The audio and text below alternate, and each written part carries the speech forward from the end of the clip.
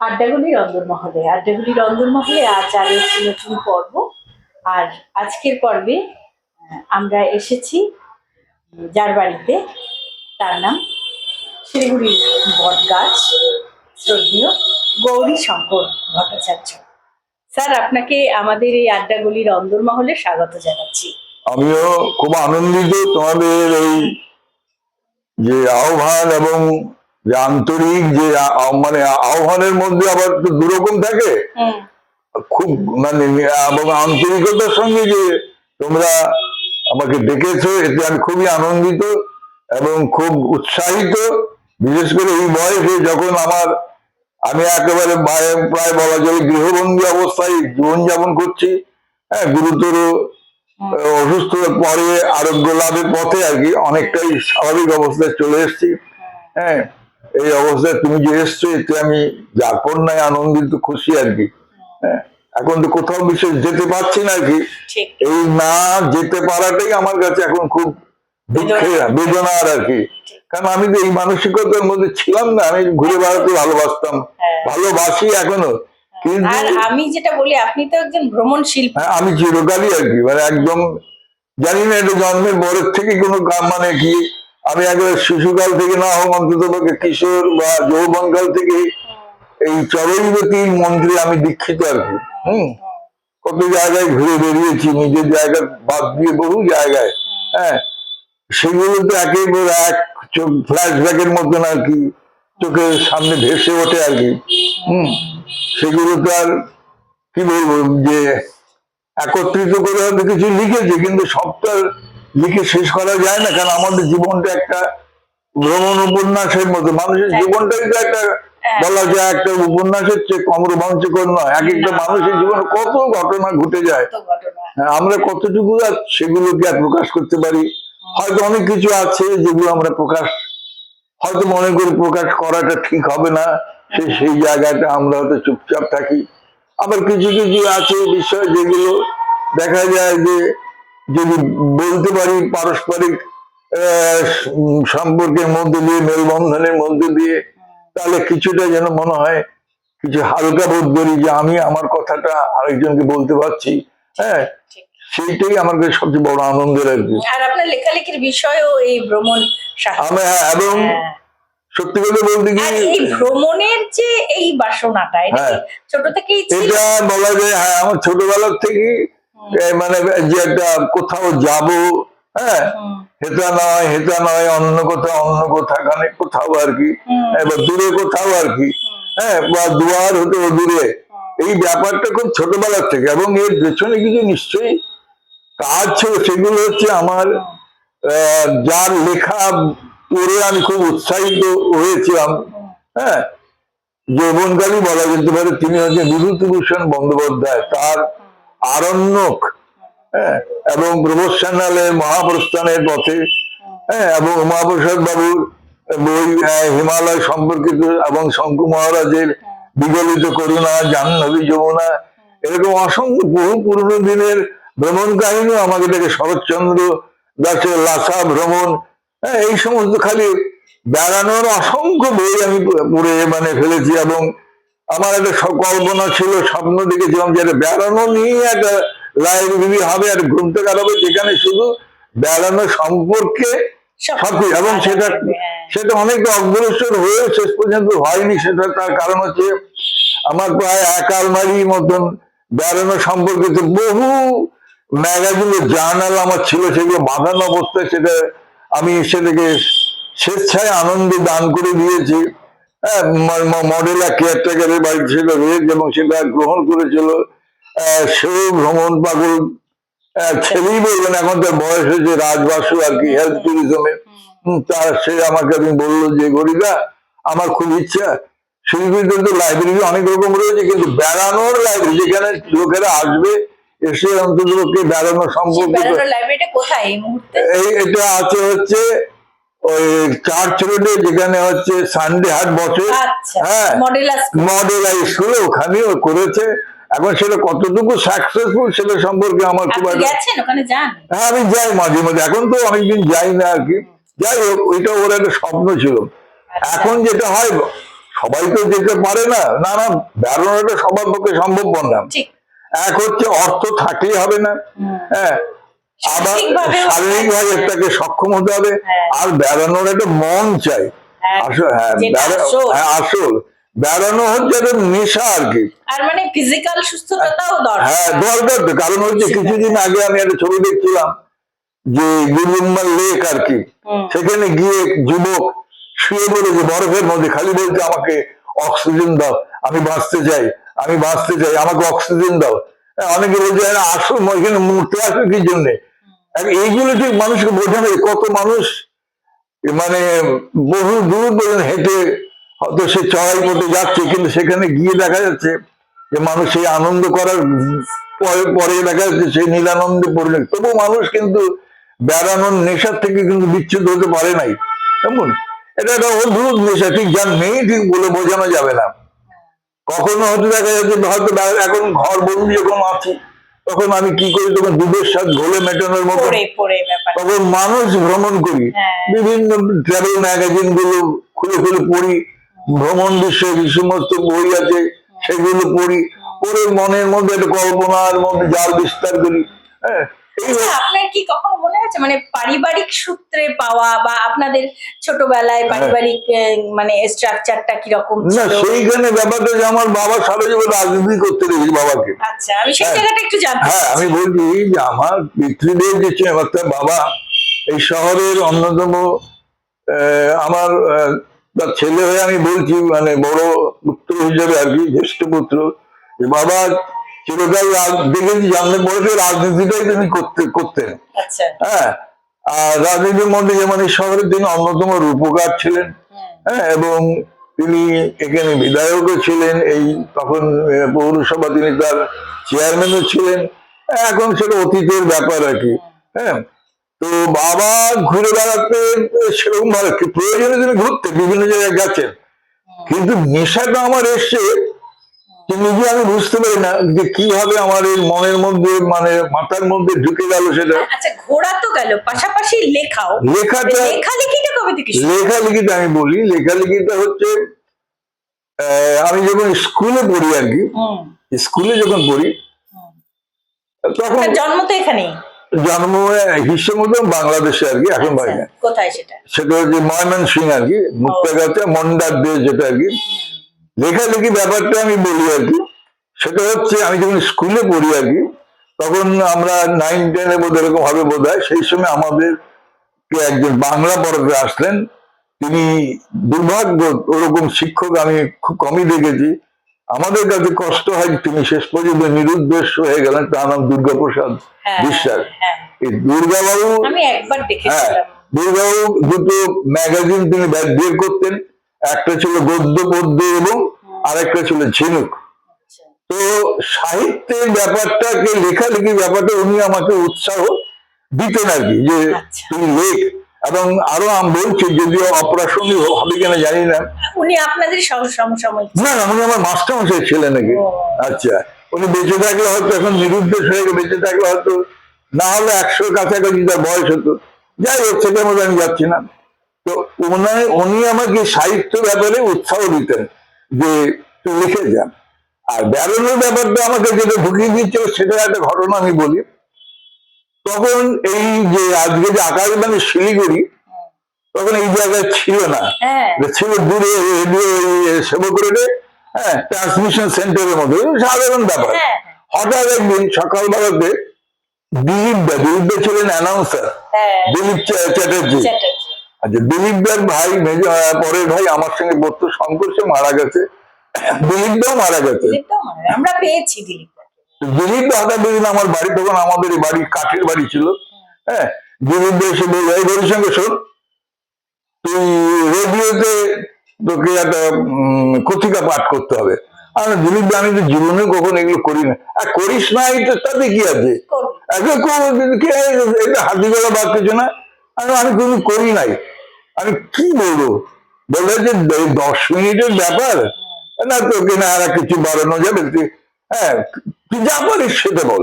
তা আমি দিলীপ দাকে বললাম, আচ্ছা দিলীপ দা, আমি কোজাগরি পূর্ণিমায় আমি তাজমহল দেখেছিলাম, সারা রাত আমি তাজমহলের কাছে মানে মাদুর পেতে শুয়ে বসে গড়িয়েছি, এবং মোটামুটি চমৎকার হচ্ছে, ওইটাই নেই করে।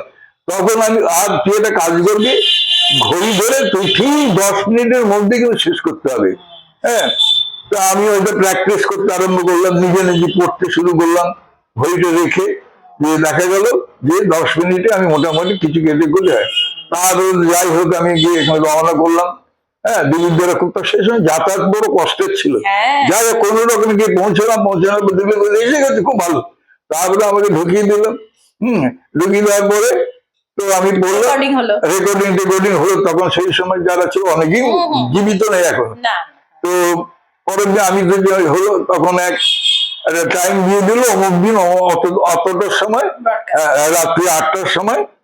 তখন রেডিওটা তখন ছিল সত্যি খুব একটা গ্ল্যামারাস ব্যাপার, খুব দারুণ ব্যাপার ছিল। তো যাই হোক, আমি রাত 8টা যখন বাজে, আমি একটা বাড়িতে তখন বসে, আমি তাকে বললাম যে আপনাদের রেডিওটা একটু চালাবে। বলে কেন কেন মা ইয়ে? তবে আমি বললাম যে না, মানে আমার একটা রেডিও, তাই নাকি? রেডিও চালালো 8টার সময়। ঘোষক তখন দেবী ছিল কিনা জানি না,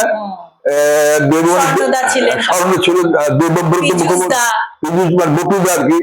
তখন বলছে আকাশবাণী শিলিগুড়ি এখন একটা কথিকা পাঠ করে শোনাবেন গৌরীশঙ্কর ভট্টাচার্য। হ্যাঁ, সেটা হচ্ছে কোজাগরী পূর্ণিমায় তাজ দর্শন। হ্যাঁ, গম গম করে উঠলো। পরদিন যখন আমি বেরোলাম, বেরোবার পরে গৌরীশঙ্কর শোন, তুই যে বলেছিস সাংঘাতিক। আরেকজন বললো আরে আমাকে তো আগে বলবা, আমি আর্ধেকটা শুনলাম, বাকি কিন্তু শুনতে পারিনি। আরেকজন, হ্যাঁ, তখন রেডিওটা এত চার্মিং ছিল, এবং হাটে বাজারে স্কুলে সব জায়গায় বলো দারুণ দারুণ হয়েছে। তারপরে এই যে শুরু হলো, তারপরে অনেকবার সেই, তারপরে আমি একজনকে খুব বন্ধুর মতো পেয়ে গেলাম, মানে প্রায় আমরা সমবয়সী, সে হচ্ছে অসীম রয়েছে। হ্যাঁ, অসীম আমার বাড়িতেও আসতো, আমিও আকাশবাণী প্রডিউসার ছিল। অসীম বলতে, দেখেন কাগজপত্র বাদ দেন, আপনি আমাকে বলেন কে কোন বিষয়ের উপরে ভালো বলতে পারে। হ্যাঁ, হ্যাঁ, এইগুলো ছিল তখনকার দিনে। আর সত্যি কথা বলি, রেডিও স্টেশনে তখন শুধু গিয়ে কথিকা পাঠ আমার ছিল না, গিয়ে একটা আড্ডা হতো। সেই আড্ডাকে আনন্দ বোর্ডার থেকে আরম্ভ করে, মিহিদার থেকে আরম্ভ করে, আজিমুদ্দিন ভাই থেকে আরম্ভ করে, মানে আরে কি তারা তখন সেখানে, হ্যাঁ চলো গিয়ে একটু চা খেয়ে আসি। মিহিদা বলতো আরে চল চলেন চলেন চলেন চলে। সেই জায়গাটা এখন বড় বড় বিল্ডিং হয়ে গেছে। তো সেই দিনগুলোর কথা না আমি যখন যাই, তখন মনে পড়ে আর কি। তারপরে পরবর্তীকালে দিকে আমারই ছাত্র, হ্যাঁ, সে দেখি এখানে অ্যানাউন্সার হলো, অতনু আর কি। হ্যাঁ, যাই হোক, তারপর আরেকজন ছিল, সে তার অতনু আমাকে বললো যে স্যার আপনি যে ঘুরতে ভালোবাসেন, তাহলে একটা কাজ করেন, আন্দামানটা ঘুরে আসেন। কি করে যাব? তখন এই শিলিগুড়ি রেল স্টেশনে কি মেদিনীপুরে গড়াই না কি নাম ছিল, যাই হোক, তো সে আছে। তো আমি তখন পোর্ট দিয়ে রওনা করলাম, করে ও সমস্ত ঠিকঠাক করে দিল ওখানটায়। ওখানে যাওয়ার পরে সে যখন বললো গরিবে এসে গেছে, খুব ভালো, আমি আমার স্ত্রী দুজনেই গেছিলাম। তখন ওইখানে যাওয়ার পরে আমাকে বলে যে এত পয়সা খরচা করার দরকার নেই। ওরা একটা কায়দা করে, তখন ওই পোর্ট ব্লেয়ার টেলিভিশনের মিস্টার চিন্নাইয়া বলে এক ভদ্রলোক ছিলেন, সে তখন আমাকে ব্যবস্থা করে দিল সার্কিট হাউস আর কি। যাই হোক, এইগুলো আমার মনে পড়ে বেড়ানোর আর কি। এদের সাহায্য আমি পেয়েছিলাম আর কি। আর লেখালেখি ব্যাপারটা তারপরের থেকে আমি রেডিও থাকাতে আরো বেশি করে তারপরে আরো বিভিন্ন, এবারে আসছে পত্র পত্রিকার মধ্যে। না, তার আগে একটু জিজ্ঞেস করে নিই যে মানে একদম সেই প্রাচীন কালের শিলিগুড়ি, প্রাচীনই বলবো, এত বছর আগে, 40 বছর বা 50 বছর আগে, তারও বেশি, সেই সময় থেকে এই সময়ের একটা তো মানে বাইরের বা পারিপার্শ্বিক পরিবর্তন ছাড়াও শিলিগুড়ির যে অন্তরের যে পরিবর্তন, সেটা আমি যে দেখেছি, সেই আমি বলছি, যেখানে বসে আমরা গল্প করছি, এখানে ছিল কাঠের আমাদের একতলা, এবং 1948 সালে বাবা এই যেখানে বসে আমরা এখন আমি বলে যাচ্ছি কিছু, তুমি আমাকে প্রশ্ন করে যাচ্ছে, এই জায়গার এই জমিটার মূল্য ছিল তখন মার কাছে শুনেছি 25 টাকা কাঠা। এখন লোকে বিশ্বাস করবে না। না, কেন? আর এই শহরে আমাদের এই রাস্তা ছিল কাঁচা রাস্তা, এখান দিয়ে সকালবেলা দেখতাম সব গরু গাড়ি যাচ্ছে। হ্যাঁ, আমরা দুপুরবেলা শুনতাম ছাম গায়নের শব্দ, ঢেকি পাটের শব্দ, হ্যাঁ, সন্ধ্যে হলে শিয়ালের হুক্কা হুয়া রব। হ্যাঁ, এই যে দিনগুলো ছিল, হ্যাঁ, এইগুলো এখন মনে হয় যে সত্যি না কল্পনা। আচ্ছা, মানে হ্যাঁ, কল্পনা সত্যি এগুলো মনে হয়, কিন্তু মানে ভালো কি মন্দ সেটা সেই জায়গাটা শুনি, সেগুলো এখন সেই জায়গা আমার পুরোনো দিনের যে স্মৃতি, হ্যাঁ, সত্যি এবং সেইগুলো মানে গোল্ডেন একটা নস্টালজিক বলে স্মৃতি মেদুরতা। এটা হয় কি, মানুষের যখন বয়স বাড়ে না, হ্যাঁ, বয়স যখন বাড়ে তখন দেখা যায় কি মানুষ তখন পেছনের দিকে তাকায়। হ্যাঁ, এই যে কিছুদিন আগে তোমারও মাস্টারমশাই ছিল, সমর চলে গেল। হ্যাঁ, আমরা যখন বসে একসঙ্গে গল্প করতাম তখন বলতো, গৌরী কি ছিল সেই সমস্ত দিনগুলো। হ্যাঁ, সেই দিনগুলো তো ফিরে আসবে না, সেই মানুষগুলোর মনগুলো অন্যরকম ছিল। এখন সেই সেই সেই তো জায়গাতে আমরা যেতে পারবো না।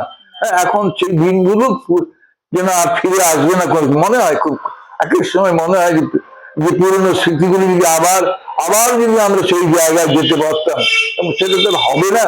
সেদিনের শিলিগুড়ি, যেমন ছোট্ট একটা ঘটনা বলি, এখন যেখানে 10 তলা বিল্ডিং, হ্যাঁ, সেখানে মানে আমাদের নন্দু করেছে, অর্থাৎ ওর দাবি ছিল শিবমঙ্গল সিং, কংগ্রেস নেতা ছিল, সেখানে ছিল কাঠের একটা দোতলা ছিল।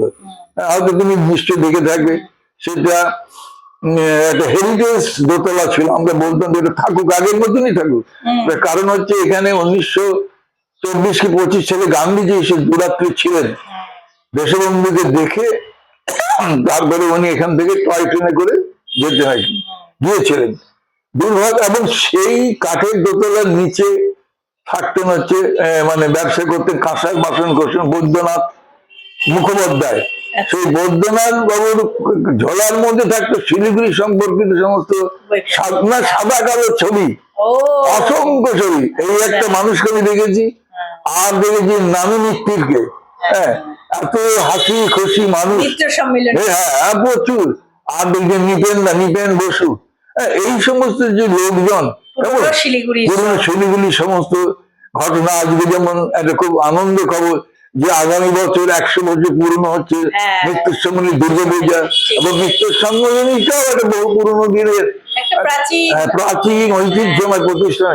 এইগুলো আমরা ছোটবেলায় তো দেখেছি। আর আপনি যে কাঠের বাড়ির কথা বললেন, এখানে শিলিগুড়িতে মানে এখন মানে উন্নত হওয়া মানে এটাকে একটা কর্পোরেট লুক দেওয়া, কিন্তু এই যে নেতাজি কেবিন, আরে বাপরে, আজকে আমি গেছি নেতাজি কেবিন, সেখানে তো আপনার কথা, ওদের একজনের ইন্টারভিউ ছিল, মানে আপনি যে যান রীতি, এবং ওরা ওটা করতে চাইছে না। ওখানকার যে মানে মালকিন, যে একদম ইয়াং একটা, হ্যাঁ, ও তো কোথা থেকে আমেরিকা না কোথা থেকে পাস টাস করে এসছে, করে হ্যাঁ, ও কিন্তু জায়গাটা বলেছে যে না, এখানে এলে পরে যাতে মানুষ পুরোনো সময়টাকে খুঁজে। অনেকে আমাকে বলে কি যে এটা একটা খুব ভালো, এটা ব্যাপারটা যে আমি বলি, এটা অনেকে আমাকে বলে যে মাস্টারমশাই ওখানে যে বসেন জায়গাটা কিরকম ঘুপচির মতো হয়ে গেছে না। আমি দেখো এটার একটা আলাদা, মানে এর একটা আলাদা, হ্যাঁ, এটা ঠিক তোমাকে আমি বোঝাতে পারবো না। হ্যাঁ, এটাকে এখন যদি এটা কাঁচ দিয়ে ঘিরে এয়ার কন্ডিশন করে দেওয়া হয়, সামনে একটা লোক পাবিল বেঁধে দাঁড়িয়ে থাকবে, তাহলে কিন্তু এর অস্তিত্ব, এর জাতি চলে যাবে।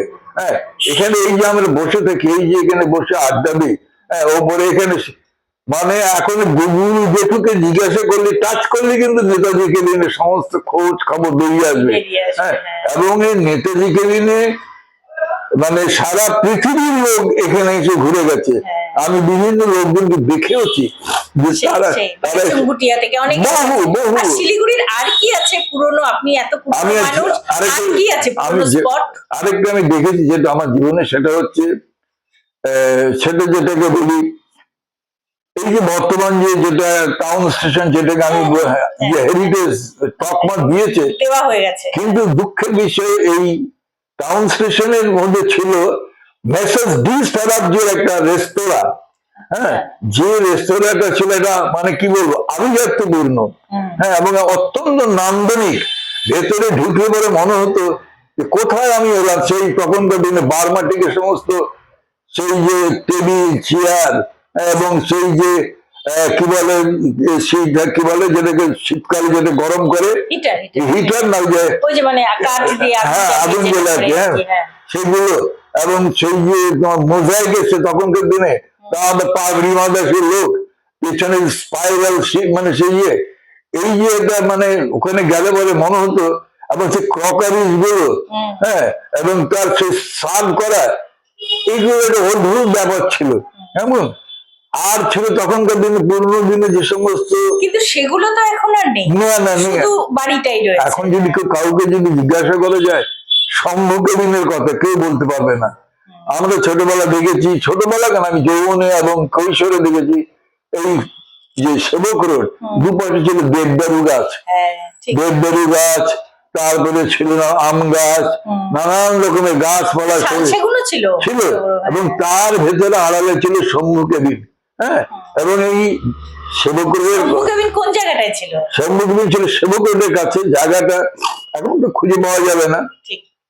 সে ভেতরে হ্যাঁ সেই বহু লোক তখন সম্মুখে দিনে এসে চা খেত, এবং তার একটা আলাদা মানে আমেজ ছিল। লোকে বলতো কোথায় যাচ্ছে ভাই, সম্মুখে। আমরা তখন ছোট, আমরা ওখানে গিয়ে সম্মুখে দিনে গিয়ে চা খেতাম। আর ছিল ওই যেটা বললাম কিছুক্ষণ আগে যে আমাদের সেই যে হেরিটেজ টাউন স্টেশন, এটা খুব জরাজীর্ণ, খুবই দুঃখের ব্যাপার, যেটাকে না মানে রাজ্য সরকার না কেন্দ্র সরকার কেউ এটা কিছু করলো না। এটা অনেক ইতিহাসের কি বহু মনীষীর পদধূলিতে ধন্য, কারণ এইখান থেকে এই স্টেশনে নেমে রবি ঠাকুর যেতেন রিয়াং স্টেশনে, সেখান থেকে মৈত্রী দেবীর গাড়িতে চেপে তিনি যেতেন মঙ্কুতে যেতেন। কত লোক এখান থেকে মাদার টেরেসার থেকে আরম্ভ করে কিছু করা যেত, কিন্তু হ্যাঁ কিন্তু আমরা রাজনীতি করে এটা 12টা বাজে সর্বনাশের মধ্যে একটু অপ্রিয় হতে শুনতে খারাপ লাগবে, কিন্তু আমাদের মনের মধ্যে দুঃখ তো থেকেই গেছে যে আমরা কিছু করতে পারলাম না। ঠিক শিলিগুড়ির যে অনেক জায়গাগুলো রয়েছে, অনেকে জিজ্ঞাসা করে যে মাস্টারমশাই এখানে সত্যি কথা বলতে শিলিগুড়িতে কোনো প্রাচীন কালের জমিদার বাড়ি নেই, জলপাইগুড়ি রাজার বাড়ি আছে, এখানে সেরকম রাজবাড়ি নেই, ইতিহাস তো কিছু নেই। এখানে আমরা টাউন স্টেশন আর হচ্ছে পোস্ট অফিসের কাছে ওখানে একটা বহু প্রাচীন কড়ি গাছ, যেটাকে আমরা বলি শিরিষ গাছ, ঝাপড়া হয়ে আছে, কি বিশাল গোলায়।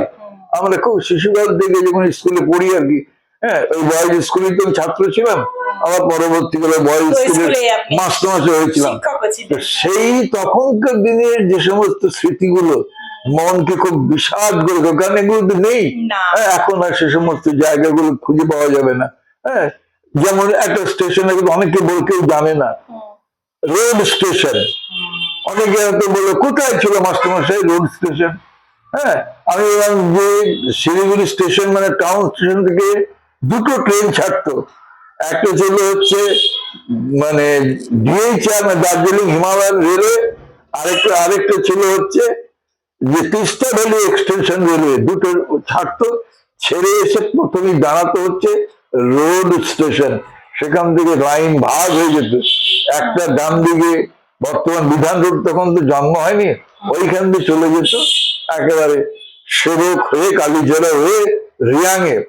এবং এইটার উপরে একটা উপন্যাস লিখেছেন শীর্ষেন্দু আর কি, শীর্ষেন্দু মুখোপাধ্যায়। উপন্যাসটার নাম হচ্ছে ভুল সত্য। ভুল সত্য উপন্যাসে এখানে আগাগোড়া আছে, এটা এখানে শিলিগুড়ি এবং তখনকার দিনে রিয়াং স্টেশন, সেবক, কালীঝোড়ার কথা রয়েছে আর কি। দুর্ভাগ্য আমরা রক্ষা করতে পারিনি। কিন্তু সেবকের যে কালীবাড়ি সেটা কত পুরনো? সেটা বেশি দিনের না, না সেটা বেশি 60-এর দশক, এটা এর বেশি না। তো আমরা ছোটবেলায় দেখিনি, এগুলো ছিল না।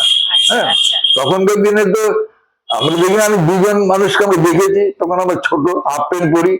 এক হচ্ছে তিলক ময়দান, যেটা এখন নাম হচ্ছে কাঞ্চনজঙ্ঘা স্টেডিয়াম, এখানে চারিদিকে বেড়া ছিল হচ্ছে ওই যে পিচের ড্রাম আছে না, মুলিয়াস আর পিচের ড্রাম দিয়ে ঘেরা ছিল। এইখানে এসেছিল, আমি দেখেছি একজন, সে না তিনি হচ্ছে তেনজিং নোরগে যখন কি বলে ওই এভারেস্ট জয় করলেন, তাকে হুট খোলা জিপের মধ্যে বসিয়ে তাকে শ্রদ্ধা জানানো।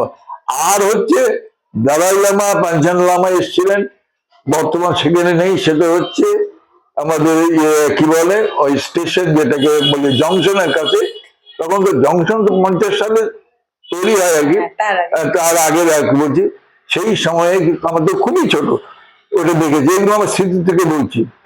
এই হচ্ছে তখনকার দিনে পুরনো শিলিগুড়ি। আর সেই শিলিগুড়ি যখন নেই, আর তখনকার দিনে আমার মনে আছে যে শিলিগুড়ি মানে শুধু শিলিগুড়ি, উত্তরবঙ্গের শ্রেষ্ঠ হাট ছিল মাটিগাড়া। হ্যাঁ, এই মাটিগাড়াতে আমি শুনেছি ভুটান থেকে লোক আসতো, বিভিন্ন জায়গা থেকে গরুর গাড়ি, মোষের গাড়ি।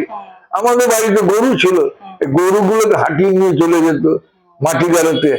এখন মাটিগাড়ার হাট সে আগের মতো নেই, এখন না, এখন লোকে হাটে যেতে।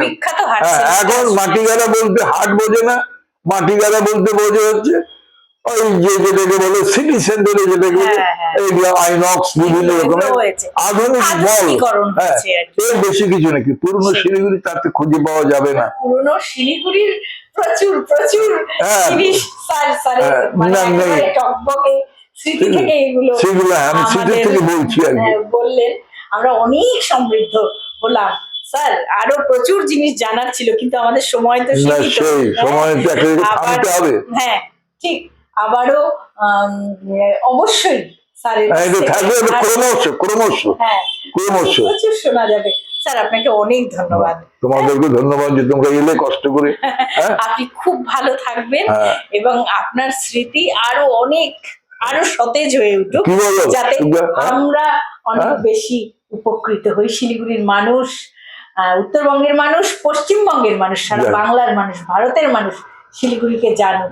এখনো জানার মতন এখানে রয়েছে। সবাই খুব ভালো থাকবেন। আড্ডাগুলির অন্দরমহলে আজ এখানেই শেষ করছি, আবারও আগামী পর্বে। নমস্কার।